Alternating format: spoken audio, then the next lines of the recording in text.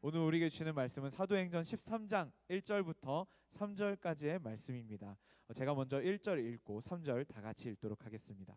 안디옥 교회에 선지자들과 교사들이 있으니 곧 바나바와 니게르라 하는 시므온과 구레네 사람 루기오와 분봉한 헤롯의 젖동생 마나엔과 및 사울이라. 성령이 이르시되 내가 불러 시키는 일을 위하여 바나바와 사울을 따로 세우라 하시니. 함께 읽겠습니다. 이에 금식하고 기도하고 두 사람에게 안수하여 보내니라. 아멘. 네, 자리에 앉겠습니다. 우리 기독교 전통은 기도에 대해서 이야기할 때 유독 이상하게 한 가지 모티프를 사용합니다. 우리 기독교 전통은 기도가 참 여러 가지로 비유할 게 많은데 유독 시대가 아무리 가고 또 가도 기도의 참맛을 본 사람들은요, 기도를 이야기할 때 유독 한 가지 모티프를 사용합니다.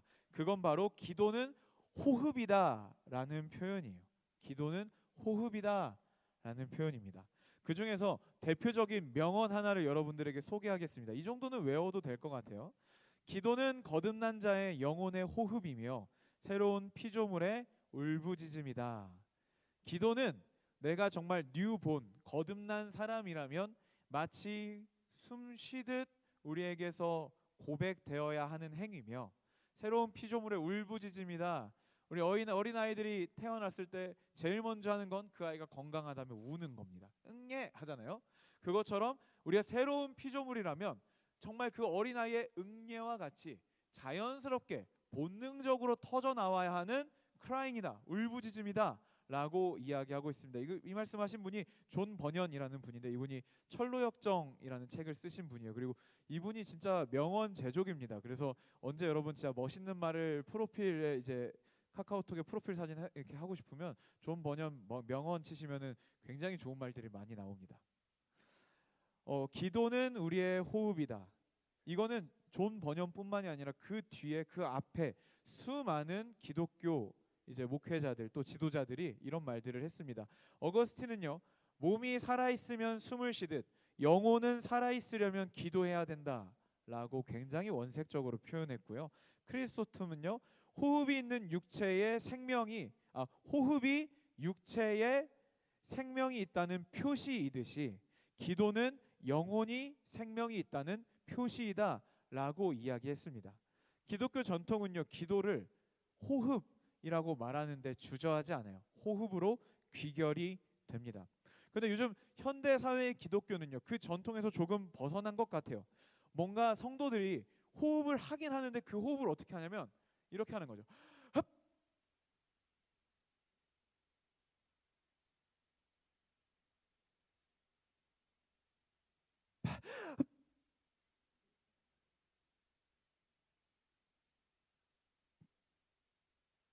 숨 차서 안 되겠어요.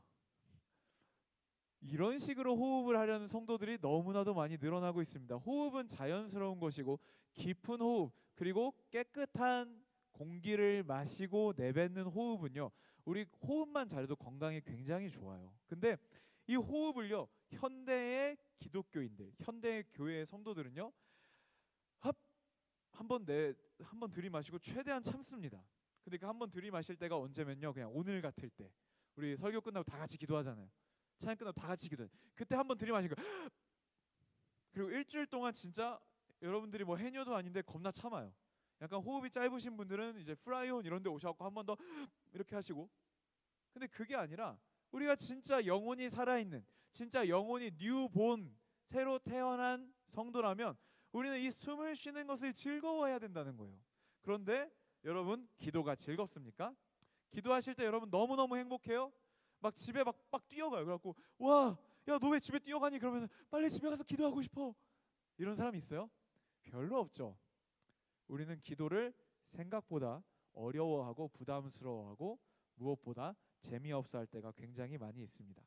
그런데 오늘 본문은요, 초대교회, 진짜 그 오리지널이 살아있는 신앙의 오리지널을 아직 지켜내고 있는 초대교회가 초대교회의 기도의 습관이 어떠했는가를 우리에게 보여주고 있는 좋은 샘플입니다. 우리 계속해서 사도행전에서 이야기를 진행하고 있는데 이제 예루살렘에서 안디옥 교회로 그 중심이 점점 이동하고 있죠. 안디옥 교회로 이동하는 동시에 예루살렘 중심의 사역에서 점점 이제 온 열방의 복음이 전파되는 방향으로 포커스가 옮겨가고 있습니다. 1년 가까이 하고 있는데 아직 13장까지밖에 못했어요. 사실 13장도 초반부 오늘도 1절부터 3절까지밖에 못해가지고 13장도 다 못했어요. 그래서 내년에도 쭉 하게 될 것 같습니다. 그래서 이제 예루살렘에서 열방으로, 예루살렘 교회에서 안디옥으로 옮겨가고 있는데, 오늘 본문은요, 그 놀라운 대전환, 온 열방 가운데 복음이 뻗쳐나가는 그 시작점, 그 반전의 사건 앞에, 그 위대한 일 앞에 어떤 사건이 있는지를 우리에게 보여주고 있습니다. 1절에 보시면요, 안디옥 교회에 선지자들과 교사들이 등장을 합니다. 쉽게 말하면 리더십들이에요. 목회자들이라고 보면 되겠죠. 안디옥 교회에 선지자들과 교사들이 있으니 곧 바나바와 니게르라 하는 시므온과 구레네 사람 루기오와 분봉한 헤롯의 젖동생 마나엔과 및 사울이라, 이렇게 5명이 소개되고 있습니다. 근데 이 1절 짧은 한 구절 안에 이 안디옥 교회가 어떤 교회였는지를 우리가 좀 살펴볼 수 있는 힌트들이 굉장히 많이 등장하고 있습니다. 일단 11장에서는 안디옥 교회가 등장할 때 안디옥 교회 지도자가 2명밖에 언급되지 않아요. 바나바와 사울, 바울만 언급이 됩니다. 그런데 리더가 5명으로 늘어난 것으로 보아 그 사이에 교회가 영적으로 그리고 양적으로 이제 부흥이 있었다라는 것을 추측해 볼 수가 있습니다. 이 지도자들을 살펴보자면요, 여러분 첫 번째는 바나바입니다. 바나바는요, 안디옥의 이방인들도 복음을 듣고 주님께 돌아왔다는 소식을 듣고 예루살렘에서 긴급하게 파송된 인물이었습니다. 그는 유대인이면서도 문화권은, 살아온 문화권은 헬라 문화권이었어요. 그래서 이방인과 유대인들이 함께 만들어가는 안디옥 교회에 너무너무 적합한 리더였습니다. 그의 성격은요, 구제와 위로에 능한 사람이었어요. 중재, 이런 거에 능한 사람이었어요. 자, 그리고 두 번째 언급되는 사람은요, 니게르라 하는 시므온인데요. 니게르는 라틴어로 표현을 하면 검은 사람이라는 뜻입니다. 그래서 아무래도 아프리카 출신이거나 그쪽 혈통일 것이다 라고 추측해 볼 수 있습니다. 세 번째로 언급된 사람은요, 구레네 사람 루기오입니다. 구레네는요, 북아프리카, 지금의 리비아가 있는 지역을 구레네라고 합니다. 그러니까 굉장히 다른 문화권에서 온 거죠. 그리고 마나엔이라는 사람이 언급되는데 이 사람도 독특합니다. 분봉왕 헤롯의 젖동생이라고 언급이 됩니다. 그래서 이게 분봉왕 헤롯, 유대 지역을 일시적으로 왕권을 위임받아서 통치하고 있는 그 헤롯의 젖동생이라고 하는데, 이거는 뭐 혈연 관계로도 볼 수 있지만 사실 이 젖동생이라는 표현은요, 그냥 유년 시절을 함께 보낸 그냥 또래, 그냥 친구, 가까운 사이를 지칭하는 말입니다. 그러니까 이 사람은요, 어쨌든 로마의 귀족의 지위를 갖고 있는 사람이라는 것은 분명한 사실이겠죠. 자, 그리고 마지막으로 언급되는 사람은 사울입니다. 사울은요, 유대교의 핵심 인물에서 복음의 전도자로 회심한 사람입니다. 여러분, 이 5명의 설명을 들었을 때 이 5명이 딱 모이면 참 그림체가 일정하고 보기 좋다라는 느낌일까요? 와, 어떻게 이렇게 다른 그림체끼리 모아놨나, 이런 느낌일까요? 당연히 후자 느낌이겠죠. 일단은 흑인이 한 분 계십니다. 그리고 귀족이 한 분 계세요. 여기까지만 보더라도 안디옥 교회는요, 정말 다양한 출신과 배경, 인종, 그리고 문화, 그런 경계를 완전히 뛰어넘는 진짜 멋있는, 복음 안에서, 하나님 안에서 하나 되는 교회였다라는 것을 우리가 알 수 있습니다. 여러분, 교회가요, 참 사람들이 다 다릅니다. 전부 다 달라요. 많은 것들이 다릅니다. 근데 부산은 야구 팬은 똑같은 것 같아요. 그런 의미에서 교회가 하나 되기 참 쉽습니다.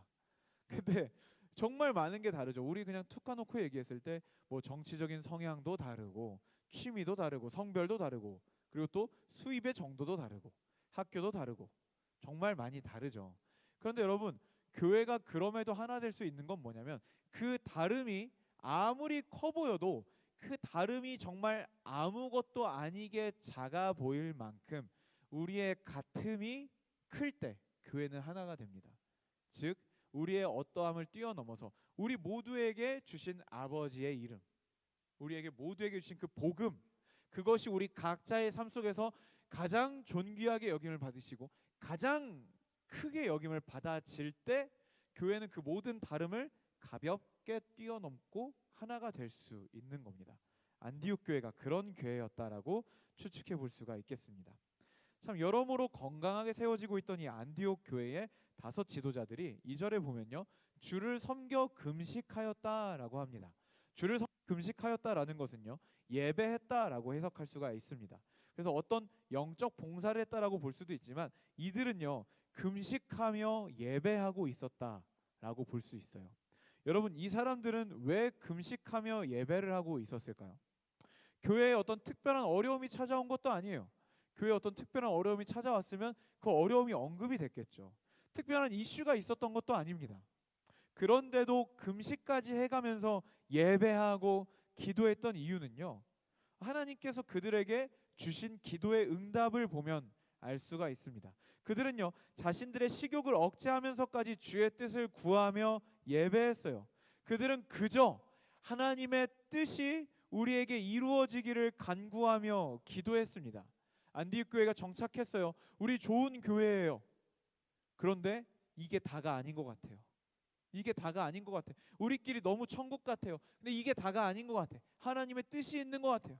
하나님, 우리가 나아가야 할 바를 알려주십시오. 우리 안디옥 교회를 통해서 하나님께서 이루실 일들, 아버지의 뜻을 알려주십시오.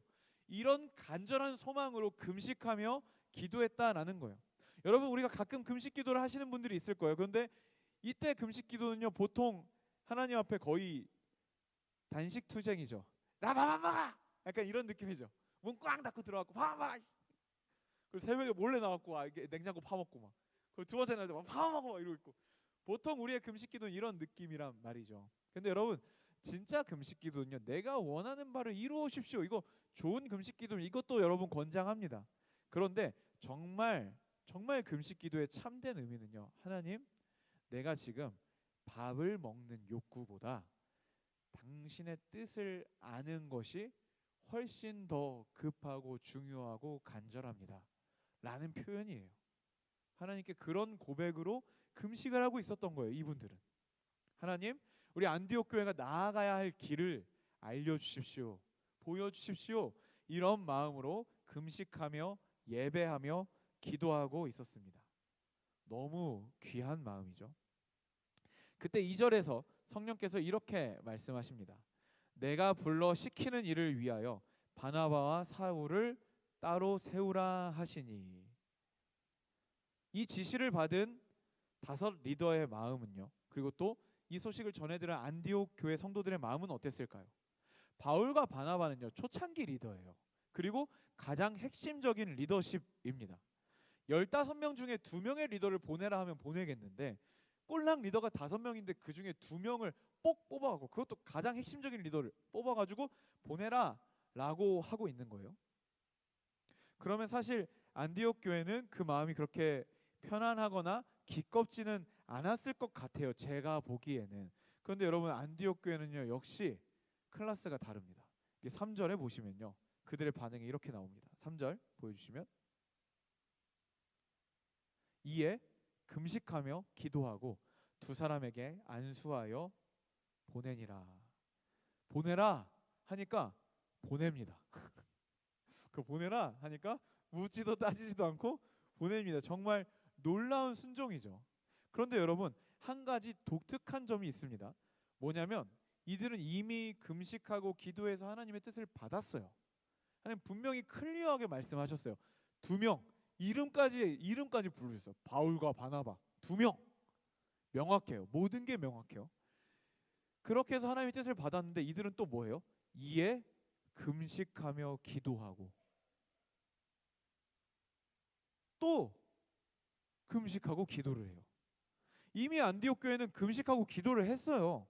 그래서 예배하면서 하나님의 뜻을 받았어요. 그러면 와, 우리 진짜 잘했다. 자, 바울 바나바 잘 갔다 와 하면 되잖아요. 그런데 이들은요, 바울과 바나바를 따로 세워서 보내라 라고 하니까 아, 주님 알겠습니다 하고 모여서 또다시 금식하며 기도하기를 시작한 거예요. 왜 이 사람들은 또다시 금식하고 기도를 했을까요?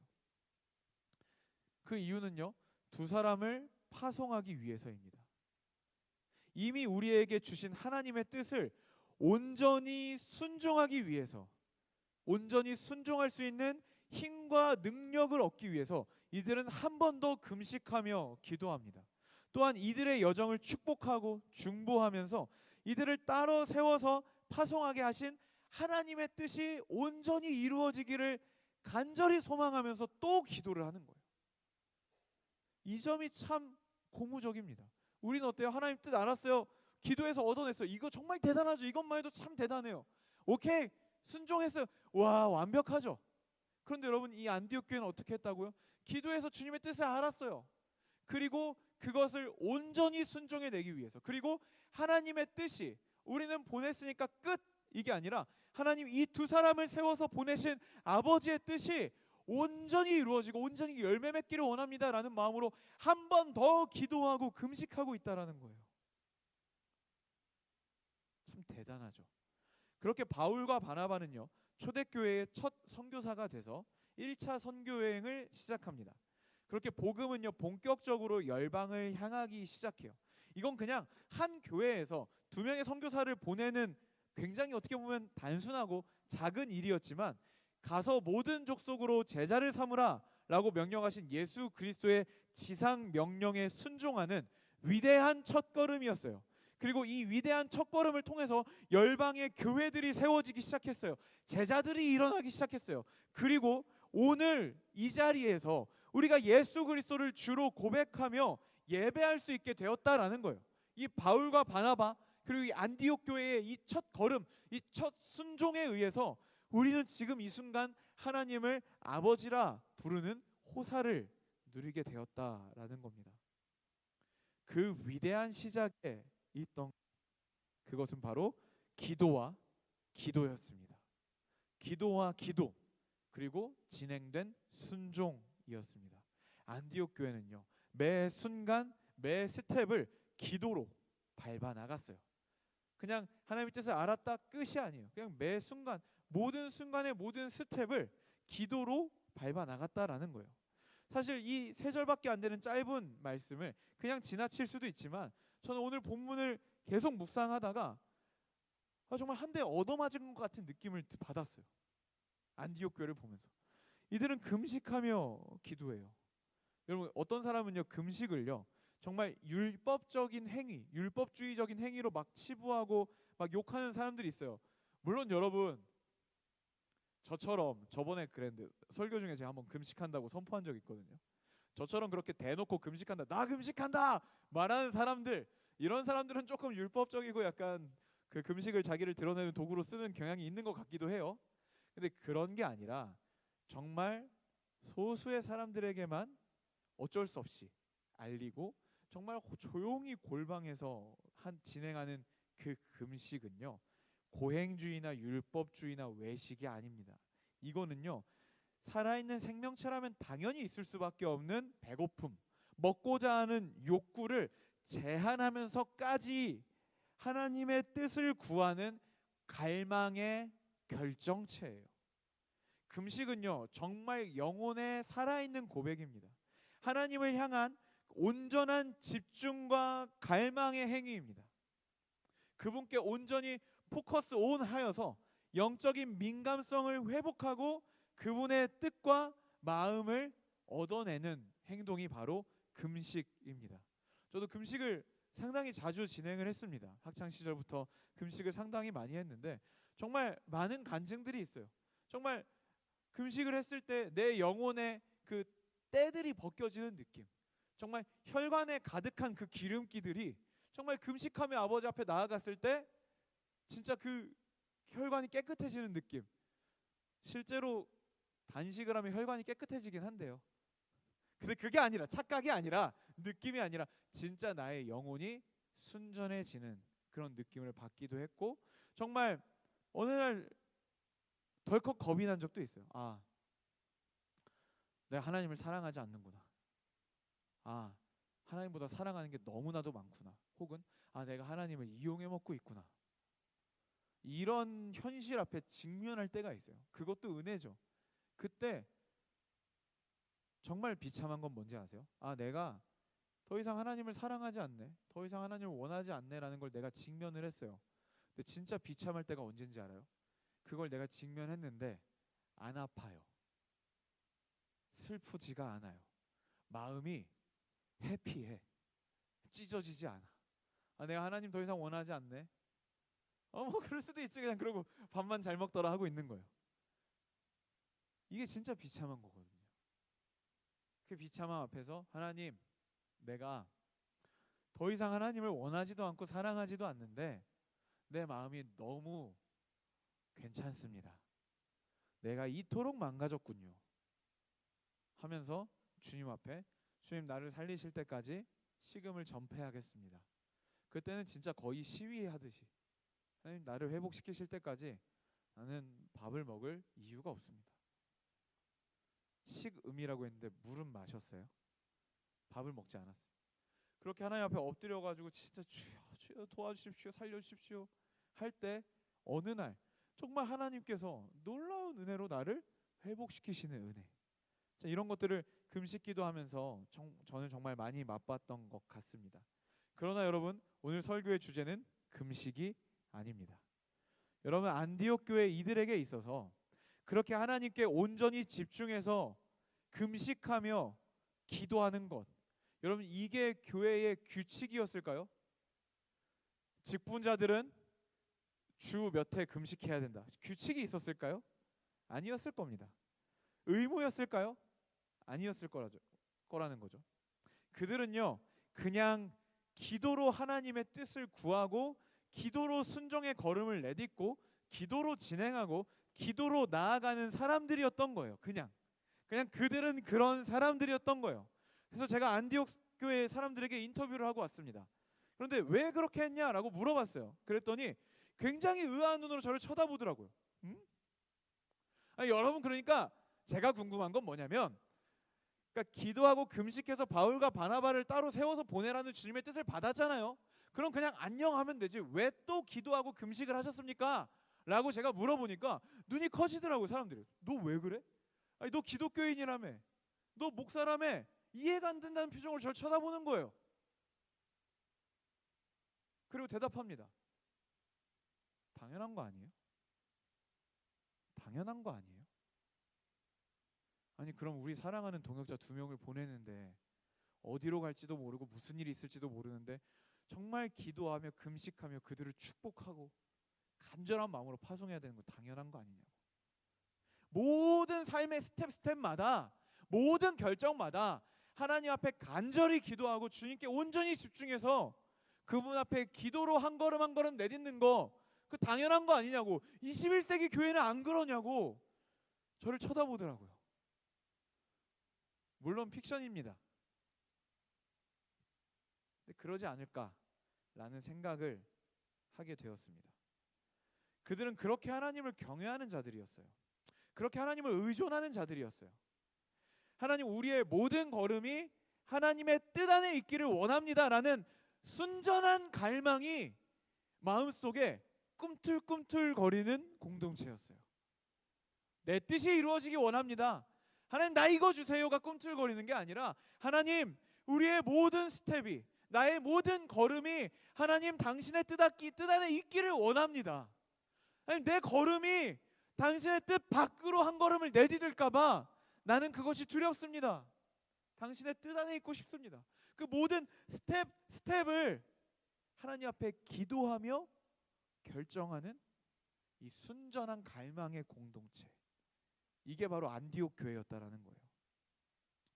참 우리를 고무시키는 사실은요, 오늘 본문의 이야기뿐만 아니라 성경의 그런 위대한 시작에 앞서서 기도로 나아가는 것은 사실 정말 많이 기록이 되어 있다는 거예요. 여러분, 사사시대 정말 암흑의 시대였죠. 그 암흑을 뚫고 하나님의 일하심, 하나님의 왕국의 초석을 놨던 사람이 누굽니까? 사무엘 선지자죠.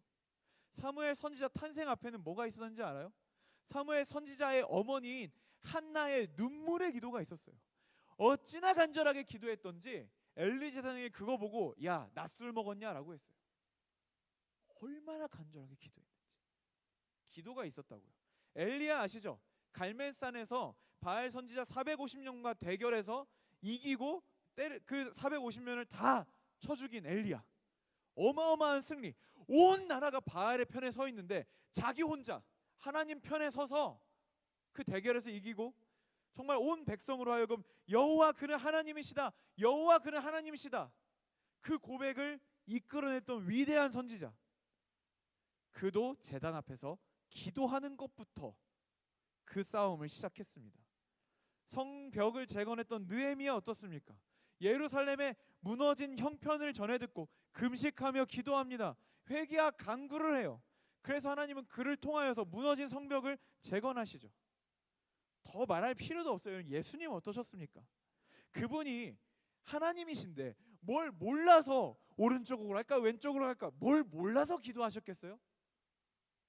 그런데 그분은 기도하십니다. 사역을 시작하시기 전에 앞서서 예수님은 40일 동안 금식 기도를 하세요.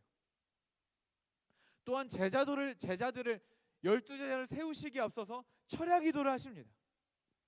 그리고 가장 위대한 십자가의 구속 사역을 앞두시고 예수님은 겟세마네 동산에서 땀방울이 핏방울이 되도록 기도하십니다.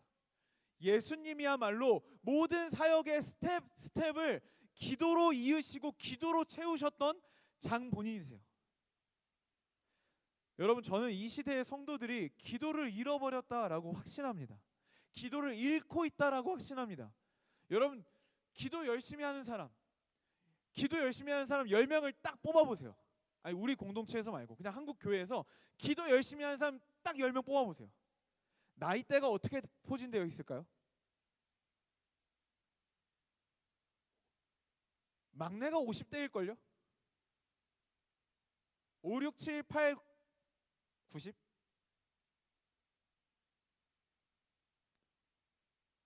여러분, 그냥 나이가 들면 저절로 기도의 사람이 되나요?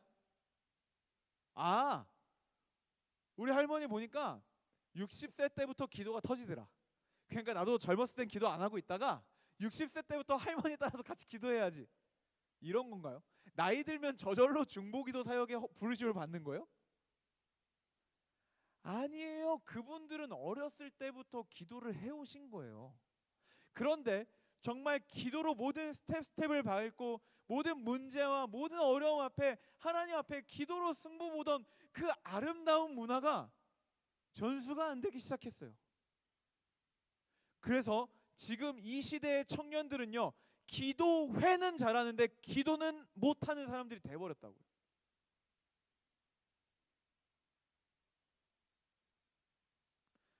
세상이, 그리고 공중의 권세 잡은 자 사탄이 우리로 하여금 기도를 잃어버리게 만들고 있습니다. 분명합니다. 그 녀석은요, 우리가 교회 다니는 걸 허락해 줍니다. 참 고맙게도. 그런데 여러분, 우리가 교회는 다니는데 능력 있는 그리스도인, 생명력을 누리는 그리스도인으로 사는 것은 죽어라 방해합니다. 그래서 기도를 못하게 하려고 아주 어마어마한 작전을 짜고 있습니다. 점점 사상적인 흐름은요, 개인의 판단과 개인의 감정이 절대적인 권력을 갖는 시대가 되어버렸습니다. 그 기본적으로 하나님을 지워버리려는 사상의 흐름 속에서 내가 그렇게 느끼면 그게 진리가 되는 세상이 되고 있어요. 그러나 기도는요, 내 뜻을 이루는 수단이 아니에요. 하나님과 교제 속에서 하나님의 뜻을 받고 순종하는 하늘의 지령을 받는 거룩한 행위입니다. 그러니까 이 시대 사람들이 기도를 싫어해요. 여러분, 내가 기도만 했다 하면 내가 원하는 게 뚝뚝뚝뚝 떨어지고 새벽 배송이 된다고 생각해 보세요. 누가 기도를 안 하겠어요? 아무리 졸려도 기도하죠. 그런데 여러분, 기도라는 것 자체가 내가 원하는 것을 받아내기 위한 것이 아니라 하나님의 뜻이 이루어지고 하늘의 지령을 받아내는 행위이기 때문에 이 시대의 사람들은 기도를 안 좋아할 수밖에 없습니다. 문화적으로도 그래요. 점점 여러분, 문화적으로 바로바로 리액션이 오고 바로바로 시각적으로 자극이 이어지는 흐름이 이제 익숙한 시대가 되어버렸어요. 릴스, 쇼츠, 수많은 단기 자극들과 도파민이 우리를 노예로 만들고 있다고요. 저 고등학교 때까지만 해도 버스를 타면요, mp3를 꽂고 창문을 보고 인생은 뭘까를 생각했어요. 제가 좀 조숙했어요. 마음도 얼굴도. 누가 되게 안타까워한 것 같다. 아무튼 그런 생각들을 하는 애들이 있었어요. 있었다고요. 근데 여러분 요즘 버스 타면 뭐예요? 바로 쇼츠 30개 보고 내리죠. 릴스 30개 보고 딱 내리죠. 생각이라는 걸 할 수 있는 시간을 주지 않습니다. 이 시대의 문화가. 생각할 시간도 안 주는데 기도할 시간을 주겠습니까? 여러분 개인적으로 하나님 앞에 독대했던 경험이 언제 있으세요? 하나님, 저 왔습니다. 그분을 초청하는 거예요. 지금 이 자리에, 내 앞에, 나 홀로 있는 그 골방에, 아버지, 하루를 마치고 왔습니다. 쉽지 않은 하루였어요. 아버지, 저 왔습니다. 아버지, 저 좀 위로가 필요합니다. 그래서 그분 앞에 아버지를 초청하며 부르며 기도하고 있을 때 하루 종일 긴장되고 웅크렸던 우리의 어깨가 하고 내려가면서 아버지 하고 그분과 대화가 시작되는 기도, 언제 마지막으로 해보셨습니까? 여러분 요즘 여러분과 하나님의 관계를 보면요, 마치 칼레오의 나무원 같아요. 우리 나무원 30명끼리 있을 때 제 보면은 이렇게 다 같이 얘기도 하고 불편하지 않죠? 그런데 원투는 한 번도 한 적이 없어요. 그래서 길을 가다 1대1로 마주쳤습니다. 그럼 어떻게 돼요? 갑자기 머리가 복잡해지기 시작하죠. 내가 과연 1대1로 마주쳤을 때 인사를 해도 되는 사이인가? 과연 내가 어느 정도 텐션으로 반갑게 인사를 해야 되는가? 안녕 이 정도인가? 오! 이 정도인가? 야! 이 정도인가? 머리가 복잡해지기 시작하죠. 분명히 다 같이 있을 때 어색하지 않아요. 그런데 1대1로 마주쳤을 때 굉장히 어색해지는 사이들이 있습니다. 여러분 하나님과 그렇지 않아요? 하나님에 대해서 얘기를 듣고 하나님에 대해서 하나님 앞에 기도하고 다 같이 이런 건 너무 자연스러운데 하나님과 1대1로 있는 게 너무 어색하고 견딜 수 없다면 여러분은 정말 믿음 생활을 하고 있는 건지 기독교 문화 생활을 하고 있는 건지 한번 돌아볼 필요가 분명히 있습니다. 그리고 우리 사회는 어떻죠? 갈수록 점점 바빠지고 있습니다. 만약에 제가 지금 이 시대의 대학생이면 저는 졸업을 못할 것 같아요. 학기 중엔 학기라서 바쁘고 방학 중엔 방학이라서 바쁘고 휴학 중에는 휴학이라서 바쁘고 취직하면 취직해서 바쁘고 우리가 바쁘지 않을 때는 관뚜껑을 닫았을 때 올 것 같아요. 이 사회는요 점점 우리를 분주하게 만듭니다. 그러면서 이 사회 속에서 우리는 멈춤과 쉼의 가치를 잃어버리고 멈출 수 있는 용기 자체를 잃어버리고 있어요. 그런 상황 속에서 나의 시간을 멈추고 하나님 앞에 나의 마음과 시선을 집중해드리는 골방의 기도, 그 기도를 유지하는 것은 쉽지 않습니다. 앉아서 가만히 5분만 눈 감고 아무것도 안 하는 것도 못하잖아요 우리. 그런데 하나님을 느끼고 그분이 내 안에서 미세하게 말씀하시는 성령의 조명들에 집중하고 그분 안에 거하고 치유되며 성령의 충만함을 받아서 기도하는 삶, 그 삶을 유지하는 것은요 여러분 이 시대에 정말 쉽지 않습니다. 그런데 여러분 쉽지 않다고 포기하기에는요 크리스찬이 기도를 잃는다는 것은 크리스찬으로서 조금의 능력도 발휘할 수 없다라는 거예요. 영화에서 보면요, 만화나 영화나 제가 맨날 이런 얘기 하니까 좀 제가 뭔가 되게 오타쿠처럼 보이는데 여러분 저는 설교 예화를 위해서 영화를 볼 뿐입니다. 정말 지루해 죽겠어요. 영화 같은 데 보면요 초능력자인데 초능력자의 능력을 제한하는 어떤 봉인구가 나와요. 어떤 수갑이나 어떤 반지나 어떤 줄이나 이런 걸 차면 갑자기 막 불 뿜던 애들이 갑자기 왜 안 나가지 막 이래요. 그래 영화는 나만 봐. 맨날 나만 봐. 아무튼 그런 장면들이 종종 나와요. 이렇게 초능력을 이슈로 다룬 영화나 애니메이션이나 뭐 이런 걸 보면요 이런 장면들이 꼭 나와요. 그 사람의 초능력을 봉인하는 장면. 근데 여러분 크리스찬들이 기도를 잃는다는 것은요 바로 그런 꼴입니다. 기도하지 않는 그리스도인은요 능력이 없어요. 다시 한번 말합니다. 기도하지 않는 그리스도인은요 능력이 없습니다. 물론 여러분 이건 구원의 문제와는 달라요. 우리의 구원 취소되지 않습니다. 그런데 여러분 하나님께서 우리에게 원하시는 것은 생명을 얻고 풍성히 누리며 살아가는 거예요. 그런데 여러분 요즘 우리의 꼬락서니는 어떠냐면 겨우 인공호흡기 달고 호흡을 연명하며 그렇게 수명을 이어가고 있는 우리의 모습이 아닌가요? 하나님은 우리가 걷고 뛰고 소리 지르고 운동하고 즐거워하고 찬양하고 노래하고 능력 있게 이 땅을 주님과 함께 다스려 나가면서 살기를 원하고 계세요. 근데 기도를 잃은 크리스천들은요, 그냥 인공호흡기 끼고 누워있는 거랑 똑같은 거예요. 구원은 이어지죠. 죽으면 천국 가죠. 하지만 이 땅을 살아가는 동안 우리에게 조금의 능력도 발휘되지 않는다는 거예요. 기도로 하나님과 닿고 생명을 공급받고 힘있게 살아가야 되는데 기도를 잃은 우리는 아무런 능력이 없습니다. 왜 나는 말씀대로 살지 못할까? 왜 나는 세상 욕망에 휘둘리며 살까? 왜 나는 결단을 지키지 못할까? 왜 나는 감정을 이겨내지 못할까? 왜 나는 상처가 회복되지 않을까? 물어보지 마세요. 기도 안 해서 그래요.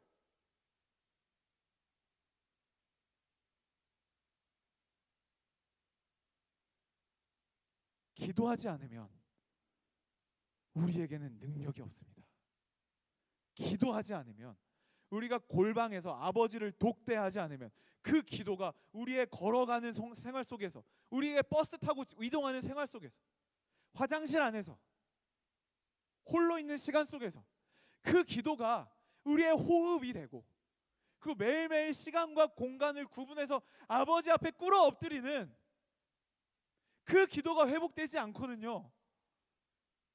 여러분, 우리는 그리스도인의 능력을 조금도 발휘할 수 없습니다. 기도하지 않는다는 것은요, 재벌 아버지를 두고 등록금을 고민하고 있는 바보 아들과 같습니다. 기도하지 않는다는 것은요, 안경을 머리에 꽂아놓고 앞이 보이지 않는다고 불평하는 사람과 같습니다. 기도하지 않는다는 것은 포크레인으로 하루 만에 팔 땅을 6개월 동안 삽질하고 있는 사람과 같습니다. 기도하지 않는다는 것은 우리에게 어떠한 능력도 임할 수 없다라는 겁니다. 모든 하나님의 역사하심은 기도가 선행됩니다. 위대한 시작은 기도가 있었습니다. 여러분, 여러분의 삶 속에 하나님의 위대한 역사가 필요하지 않으세요? 이 답답한 현실, 하나님이 개입해 주셔야만 하는 이 현실, 하나님이 좀 도와주셨으면 하는 현실,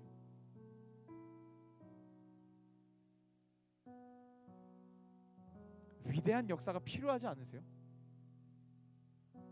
교회는 10년 다니고 20년 넘게 다니고 있는데 하나님의 살아계심을 내가 경험한 적이 없다.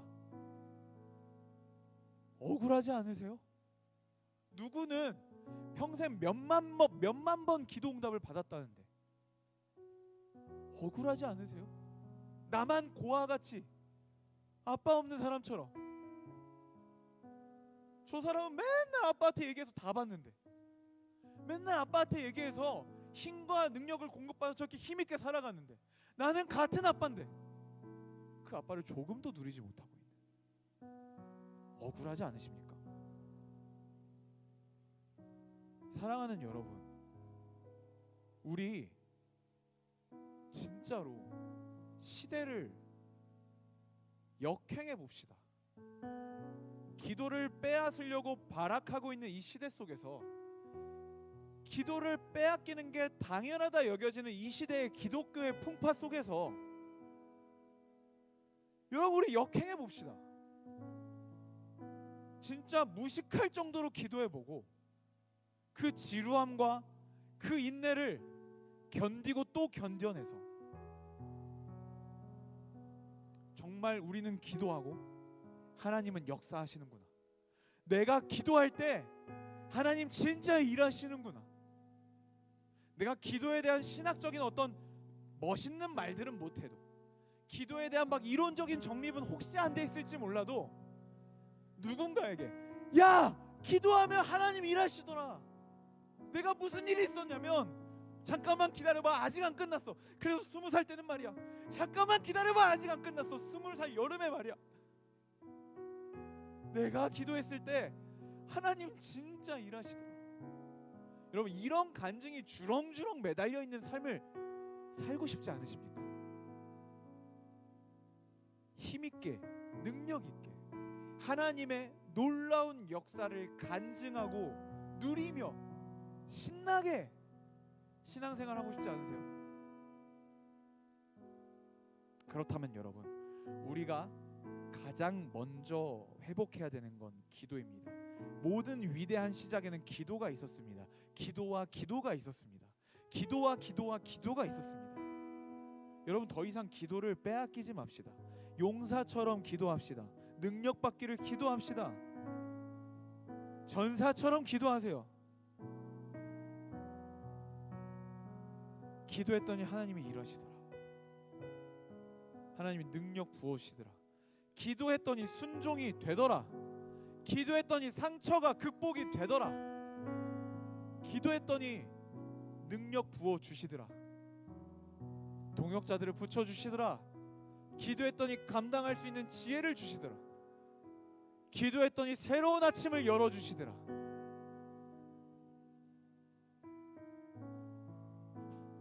단발적인 기도에 말고 정말 기도가 내 호흡이 되어서 우리의 일상을 채우고 정말 하나님과 소통하는 매일매일의 우리의 삶이 될 때, 여러분, 우리는 우리 삶에 하나님의 놀라운 시작과 역사를 경험할 줄 확신합니다.